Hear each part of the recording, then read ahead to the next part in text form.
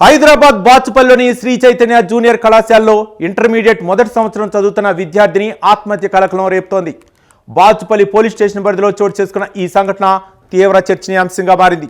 ఇంతకీ స్టూడెంట్ ఎందుకు ఆత్మహత్యకు పాల్పడింది?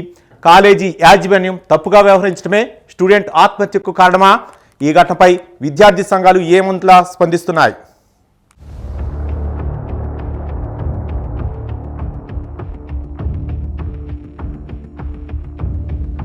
నారాయణపేట జిల్లా మక్తలపట్నం రెడ్డి నగరానికి చెందిన మాధవ్ రెడ్డి, నర్మదా దంపతుల మొదటి కూతురు వర్షిత శ్రీ చైతన్య కళాశాలలో మొదటి సంవత్సరం చదువుతోంది.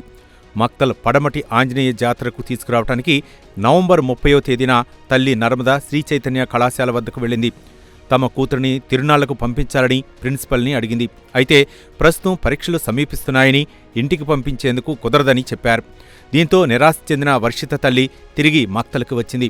ఈ క్రమంలో తన తోటి విద్యార్థులు అంతా క్లాసులకు వెళ్లిపోగా గదిలో ఒంటరిగా ఉన్న వర్షిత మానసిక వేదనకు గురై ఫ్యాన్కు ఉరివేసుకుంది.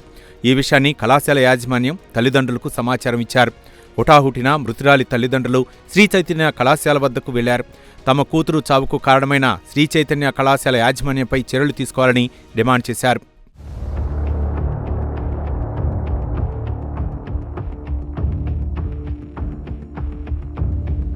బాచుపల్లి చైతన్య కాలేజీ వద్ద విద్యార్థి సంఘాలు ఆందోళనకు దిగాయి.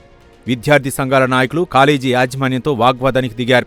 కాలేజీ యాజమాన్యానికి వ్యతిరేకంగా నినాదాలు చేశారు.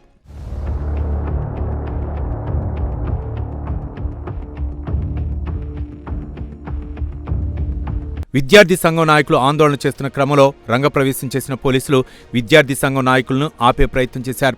ఈ క్రమంలో విద్యార్థి సంఘాలకు పోలీసులకు మధ్య వాగ్వాదం చోటు చేసుకుంది.